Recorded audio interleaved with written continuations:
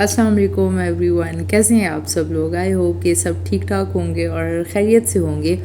तो आज का व्लॉग जो है वो हमारा ऑलमोस्ट दोपहर के टाइम से स्टार्ट हो रहा है और इस वक्त मैं नान खताई बनाने की तैयारी कर रही थी। जी बिल्कुल ठीक सुना आपने, नान खताई।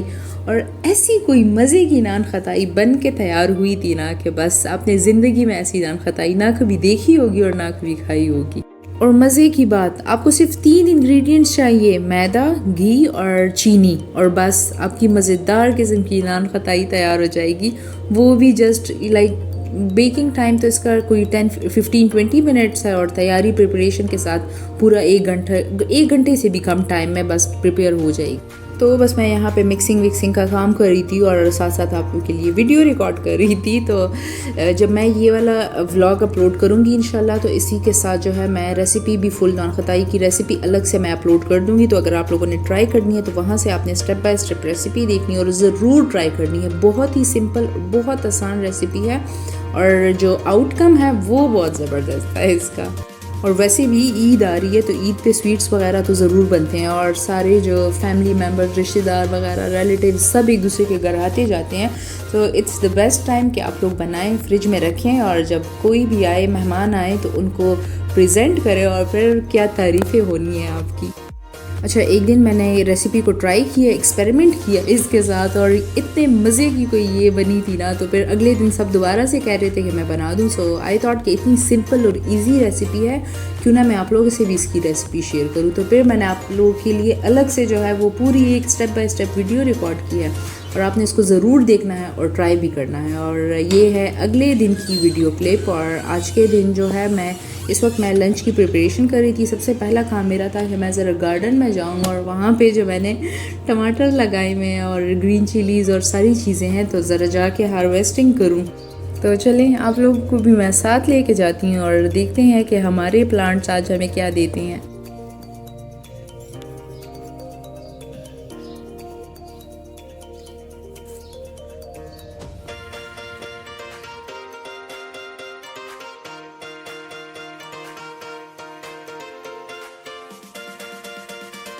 अच्छा, मैंने जब से जो है किचन गार्डनिंग स्टार्ट की है तो मैं तब से नॉर्मल जो सिंपल टमाटोज़ होते हैं मैं वो वाले प्लांट्स लगा रही थी, लेकिन हर साल उनको कोई फंगस लग जाता था या तो उनमें उनकी यील्ड अच्छी बिल्कुल नहीं होती थी। पता नहीं क्या मसला था, but this time I experimented with cherry tomatoes and believe me, इतने बहुत सारे माशाल्लाह इतने बहुत सारे टमाटर लगे हुए हैं ना हमारे प्लांट्स में कि उनको देख के मेरा दिल खुश हो जाता है। अच्छा, और आप जब किसी चीज़ के साथ एक्सपेरिमेंट करते हैं और आपको रिज़ल्ट अच्छा मिल जाए ना, तो बस फिर तो बात ही और होती है, बंदे का दिल खुश हो जाता है। और यहाँ पे जो है ब्रिंजल्स भी बड़े मज़े के ग्रो हो रहे हैं। वैसे मैं अभी तक प्लांट्स बहुत छोटे हैं तो मैं इनकी पिंचिंग कर रही हूँ, मैं इनके फ्लावर्स हटा रही हूँ, लेकिन कुछ फ्लावर्स रह गए थे और उसमें ये ब्रिंजल्स निकल आए हैं, तो बस मैंने इनको छोड़ दिया इस दफ़ा। वैसे प्लांट से भी ये बहुत छोटे हैं तो फ्रूटिंग इस स्टेज पे इनकी ठीक नहीं है, लेकिन मैं क्या करूं, इनको खुद ही शौक़ है। 1-2 दिन मेरी नज़र इधर उधर होती है और मैं आती हूँ तो सारे टमाटर और बैंगन और मिर्चे और पता नहीं क्या क्या निकला होता है। तो बस लॉन में जल्दी अपना काम ख़त्म करने के बाद मैं अंदर आ गई थी। ऐसी कोई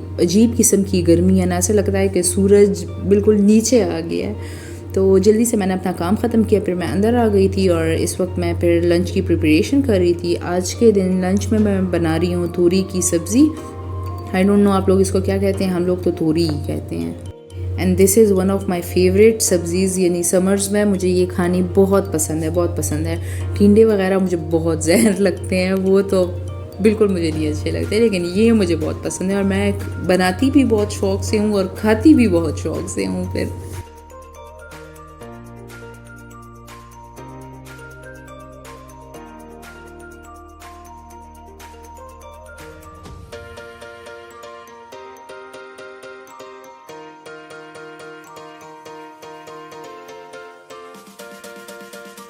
वैसे अच्छा लगना या ना लगना अलग बात है, लेकिन वेजिटेबल्स को हमें अपनी डाइट में ज़रूर इंक्लूड करना चाहिए, क्योंकि इनके बहुत सारे हेल्थ बेनिफिट्स हैं, इनमें बहुत सारे न्यूट्रिएंट्स होते हैं और इसके अलावा दे हेल्प इन डिटॉक्सिफिकेशन और साथ में सबसे बड़ी बात दे आर वेरी हाइड्रेटिंग। इनका वाटर कंटेंट हाई होता है तो इस वजह से ये हाइड्रेशन प्रोवाइड करती हैं बॉडी को, and above all they prevent and reduce constipation.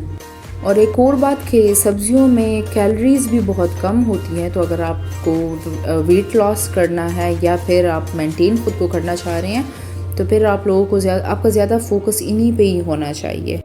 तो बस देखिए बातों बातों में सब्ज़ी हमारी कट गई है, साफ़ हो गई है। इसको ज़रा वॉश करेंगे। उससे पहले जो है मैं यहाँ से टमाटर लूँगी और साथ में थोड़े बहुत फ्रिज से भी निकालूंगी और फिर इनको वॉश करेंगे, इनका पेस्ट बनाएंगे, साथ में अनियंस को ग्रेट करेंगे और फिर मज़ेदार किस्म की सब्ज़ी बनाते हैं। चलें।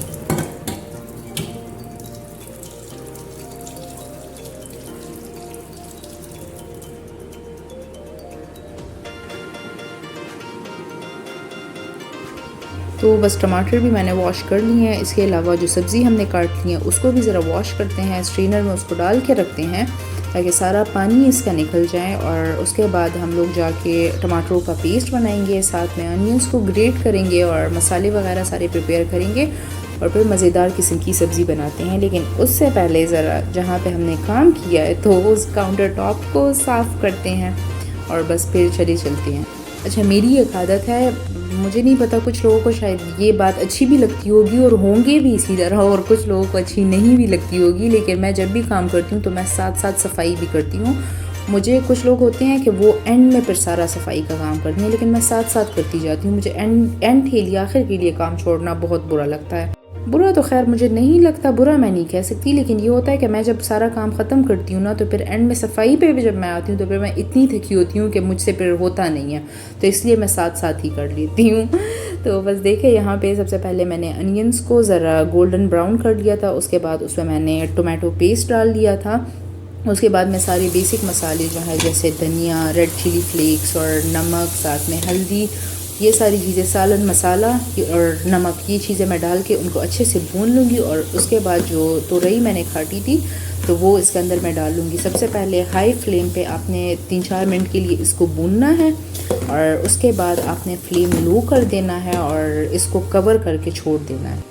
अच्छा, मैं यहाँ पे आप लोगों के लिए वीडियो शूट कर रही थी तो मेरा ध्यान ही नहीं था, मैंने गलती से इसमें थोड़ा सा पानी ऐड कर दिया था, हालांकि तुरई में पानी नहीं ऐड करते होते। ये ऑलरेडी जब आप इसको कवर करेंगे ना तो ये ख़ुद से अपना इतना पानी छोड़ देते हैं ना कि पूरा जो पॉट होता है वो पूरा भर जाता है। लेकिन बस फिर खैर मैंने इसको मैनेज कर लिया था, मैंने फ्लेम बहुत तेज़ कर लिया था तो उस वजह से पानी इसका सूख गया था और मज़ेदार किस्म की सब्ज़ी हमारी तैयार हो गई थी। अभी लंच में काफ़ी टाइम था तो मैंने यहाँ पे अपने लिए चाय और पराठा बना लिया था, अपने लिए और अम्मी दोनों के लिए। हम दोनों ने बैठ के ये खाना था और उसके बाद लेट पे 3-4 बजे हम लोग लंच करते हैं और इस वक्त हो गया था लंच का टाइम। और आजकल जो है मैंने नए टाइप की रोटी बनाना सीखी हुई है, तो मुझे बड़ा शौक़ होता है कि मैं जल्दी से किचन में जाऊं और मैं सबके लिए मज़ेदार किस्म की गोल्डन क्रिस्पी रोटियां बनाऊं। तो बस यहाँ पे मैं सबके लिए लंच की प्रिपरेशन कर रही हूँ।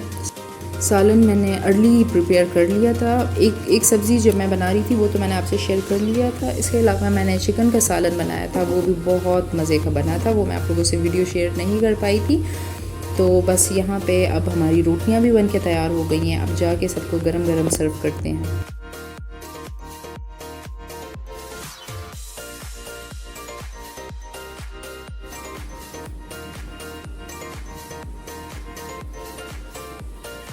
मैंने अभी चाय और पराठा एंजॉय किया था, तो बस मैंने अपने लिए बिल्कुल थोड़ा सा सालन लिया है और मुझे अच्छा लगता है जब सब एक साथ बैठे हुए हो तो मैं भी साथ बैठूं, तो मुझे बहुत अच्छा लगता है। बस मैं भी उनके साथ बैठ गई थी और अभी हम लोग लंच कर ही रहे थे कि अचानक से मौसम बिल्कुल बदल गया और हर चीज़ ऐसी कोई उड़ने लगी ना, क्या सोच है आपकी।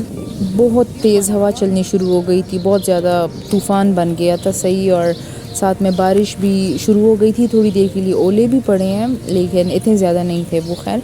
लेकिन हवा इतनी तेज़ थी, शायद 40 या 45 किलोमीटर पर आवर तक तो होगी, इतनी तेज़ थी। और फिर बाद में जो है हमें पता चला है कि बहुत सारे दरख्त भी गिरे हैं और साथ में एक स्टेडियम है, क्रिकेट स्टेडियम हैदराबाद में, तो उसकी छत गिर गई थी और उसकी वजह से बहुत सारी गाड़ियों को भी बहुत नुकसान पहुंचा है। आई डोंट नो कि कोई डेथ्स वगैरह या इंजरीज़ हुई है कि नहीं, ये मुझे नहीं पता, लेकिन मैंने गाड़ियों की वीडियोज़ देखी थी तो वो बहुत ख़राब हो गई थी। तो बहुत टाइम तक बारिश थमने का वेट करने के बाद जो है वो बारिश जब थोड़ी सी हल्की हो गई थी तो मैं बाहर निकल आई थी और हर चीज़ बारिश के मौसम में मज़ा तो बहुत आता है, लेकिन जब साथ में हवा होती है ना तो हर चीज़ गंदी बहुत ज़्यादा हो जाती है। तो मैं ज़रा इस बरामदे को साफ़ कर रही थी कि इसको थोड़ा सा साफ़ मैं कर लूँ, ये सिर्फ इतना हो कि ये बैठने काबिल हो जाए, मैं यहाँ पे बैठ सकूँ और बारिश को एंजॉय कर सकूँ। तो बस मैंने थोड़ी बहुत वाइपिंग कर दी थी यहाँ पे। खैर जब तक मैंने बरामदे की सफाई कर दी थी तो तब तक बारिश बिल्कुल रुक गई थी। तो बस फिर मैं लॉन में आ गई थी और यहाँ पे हर जगह पानी खड़ा था।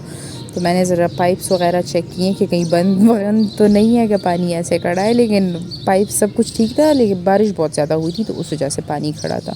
और बस लंच हमारा हो गया था तो मैंने सबको ग्रीन टी दे दी थी और अपना कप उठा के मैं बाहर आ गई थी और यहाँ पे मैं इधर उधर फिर रही थी और साथ में ग्रीन टी भी इंजॉय कर रही थी। और एक और बात, लाइट भी सच नहीं थी इस वक्त, तो बस मैं वेट कर रही थी कि जल्दी से लाइट आए और फिर मैं अंदर जाऊँ अपने रूम में, आराम से नमाज़ पढ़ूँ और बस सो जाऊँ।